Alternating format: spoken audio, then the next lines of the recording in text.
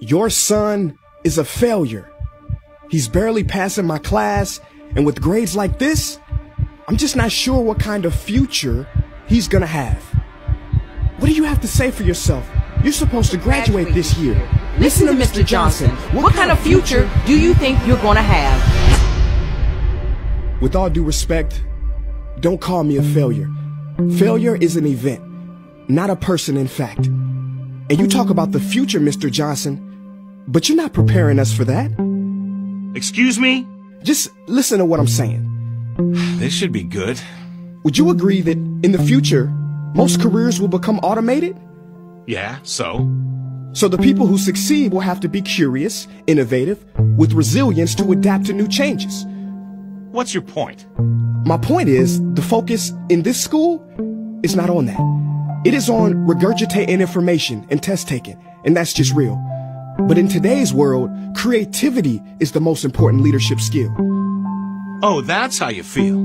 You don't have to believe me, but maybe you will believe the 1,500 executives who recently said creativity is the most important leadership skill.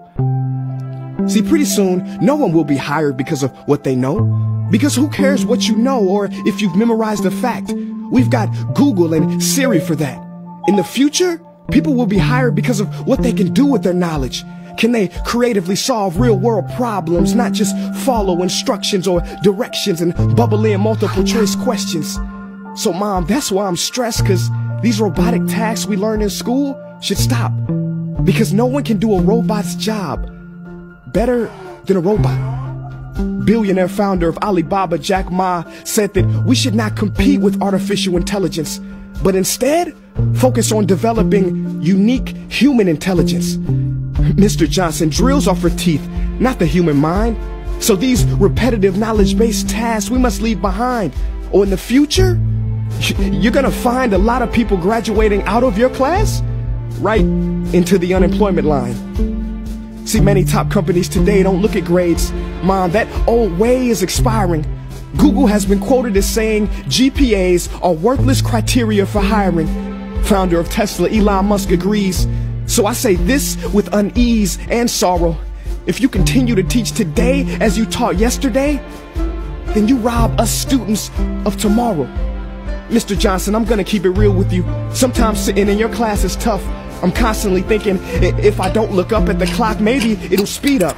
So I listen to you do my work and pay attention, feeling like an hour had to have gone by. But it was only 3 minutes.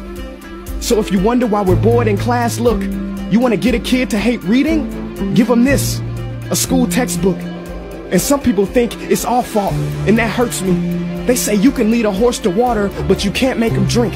And to that I say no. Firstly, you can put salt in that horse's hay and make him thirsty.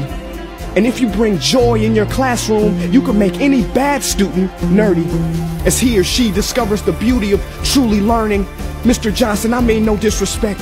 You have the most important job on this planet. You build, create, and save lives. But if you really care about my future, like you say, then you have to fully commit and ask yourself honestly, how do I prepare a child for a future that doesn't yet exist? Here's a hint. The answer is not found in this. It's using this and this. See, in the future, we will need more passion and compassion. People with inspired hearts and wisdom to uplift this planet. And Mom, I love you, but can I be real? Go ahead. You want to know one of the biggest factors for childhood success? It's not IQ. It's family meals. And we haven't had one of those in a while. See, I know sometimes you don't feel proud, because I may not be a straight A student, but I'm not stupid. These tests may be 70% of my grade, but they're 0% of my future. But don't worry, I'll pass this class and get through this.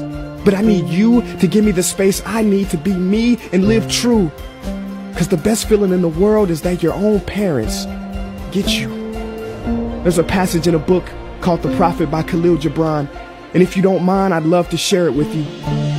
Go ahead. See, he says, your children are not your children. They are the sons and daughters of life longing for itself. They come through you, but not from you. And though they are with you, they do not belong to you. You may give them your love, but not your thoughts, for they have their own thoughts. You may house their bodies, but not their souls, for their souls dwell in the house of tomorrow. So, Mom, I'd appreciate it if you give me the love that I need to pursue my dreams.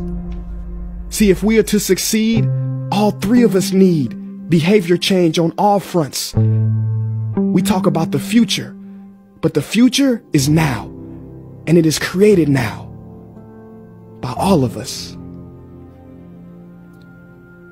I've never heard you speak like that before. Yeah, I didn't know. But I'm going to reach out to administration and try to change some things. You have my word.